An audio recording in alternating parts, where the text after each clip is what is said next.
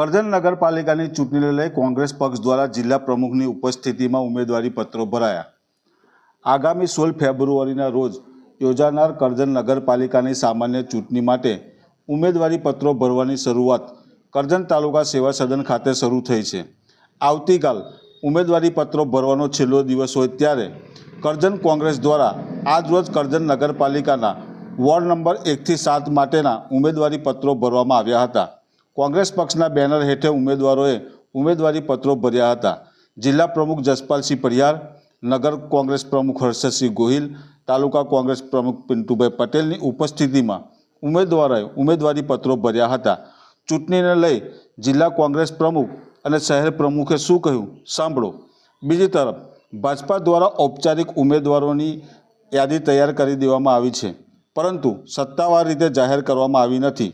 આવતીકાલના રોજ ઉમેદવારી પત્રો ભરવાનો છેલ્લો દિવસ હોય ત્યારે ભાજપામાંથી કયા ઉમેદવારો ઉમેદવારી ફોર્મ ભરે છે તે જોવું રહ્યું। ફોર્મ ભરવાની ગુજરાતમાં પેટા ચૂંટણી જે રીતે જાહેર થઈ એના ભાગરૂપે કરજણ નગરપાલિકાની પણ ચૂંટણી જે સમગ્ર ચૂંટણી છે એ જાહેર થઈ છે। આજે કરજણ નગરપાલિકાના ભારતીય રાષ્ટ્રીય કોંગ્રેસના ઉમેદવારોનો અહીંયા ફોર્મ ભરવામાં આવી રહ્યા છે। અત્યારે અમે 4 ઉપરાંત ફોર્મ અહીંયા ભર્યા છે। જેવી રીતે નગરપાલિકાઓની અંદર જે નગરપાલિકાના ખર્ચ હોય છે એની સામે જે કામ કરવાનું હોય છે એ કામો પૂર્ણ થતા નથી અને એની સામે પણ ભ્રષ્ટાચારની ખૂબ મોટી બૂમો તમામ નગરપાલિકાઓએ, મહાનગરપાલિકાઓ હોય કે નગરપાલિકાઓ હોય, સામાન્ય લોકોને ખૂબ હેરાન પરેશાન અને જનતા ખૂબ ત્રાસી ગઈ હોય એ પ્રકારના દ્રશ્યો સામે આવે છે। પ્રાથમિક સુવિધાઓના પ્રશ્નો પણ ખૂબ સામે આવી રહ્યા છે। આમ જોવા જઈએ તો છેલ્લા 15-20 વર્ષથી જે રીતનું શાસન ચાલી રહ્યું છે એમાં તમામ જે ક્ષેત્રે વિકાસના કામો જે થવા જોઈએ પૂર્ણ રીતે થતા નથી, જેથી કરીને ખાસ કરીને આ વખતે કરજણ નગરજનોના આંગણે એક ચૂંટણીનો એક અવસર આવ્યો છે। એમના આંગણે એમનો પ્રતિનિધિ ચૂંટવાનો એક સમય, એક અવસર આવ્યો છે। ત્યારે કરજણ નગરના સૌ નાગરિકોને હું આપના માધ્યમથી અપીલ કરું છું કે એક તક કોંગ્રેસ પાર્ટીને આપીને જોશે તો ચોક્કસપણે એમાં ખૂબ મોટું પરિવર્તન, જે લોકોની પ્રજાની સુખાકારી જે રીતની વધવી જોઈએ એમાં ચોક્કસપણે કામો થશે અને પ્રજાની સુખાકારીમાં વધારો થશે। ચોક્કસ આગે આજરોજ કરજણ જે 1 થી 7 વોર્ડ છે અને 28 ઉમેદવારો છે, તો શું કોંગ્રેસ પાર્ટી બધા 28 ઉમેદવારોને મેદાનમાં ઉતારશે? શું જે ચોક્કસપણે જે રીતે 28 ઉમેદવાર કોંગ્રેસ પાર્ટી લડાવવાની છે। હર્ષદસિંહ, આપ શહેર પ્રમુખ છો કોંગ્રેસ, અને કયા મુદ્દાઓને આજે ઉમેદવારી પત્રો ભરાયા છે, કયા મુદ્દાઓને લઈને કોંગ્રેસ પાર્ટી જનતા પાસે જશે ચૂંટણીમાં?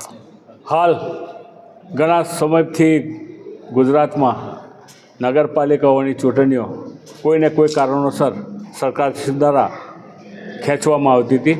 હાલમાં સરકારશ્રી દ્વારા ફેબ્રુઆરી 16ના રોજ જે સામાન્ય ચૂંટણી યોજાવાની છે એમાં કરજણ નગરપાલિકાના 7 વોર્ડમાં અમારા તમામ ઉમેદવારો પૂરી તાકાતથી લડશે।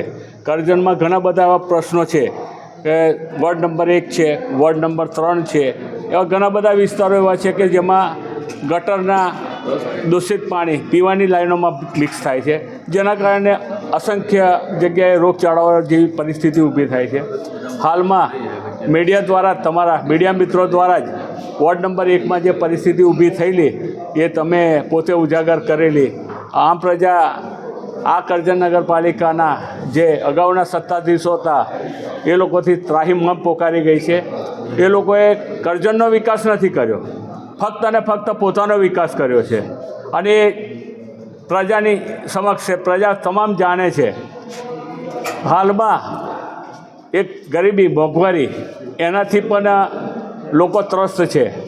કરજણ વિસ્તારના એવા ઘણા વિસ્તારો છે કરજણમાં કે જ્યાં ગંદકીના સામ્રાજ્ય છે, મોટા મોટા ઉકરડાના ઢગલાઓ છે।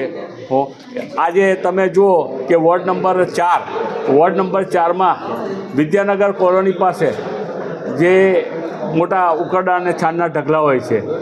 જો કરજણ નગરપાલિકામાં કોંગ્રેસને તક મળશે તો આ જે કંઈ સમસ્યાઓ પ્રજાની છે એ કોંગ્રેસ પાર્ટી અવશ્ય દૂર કરશે.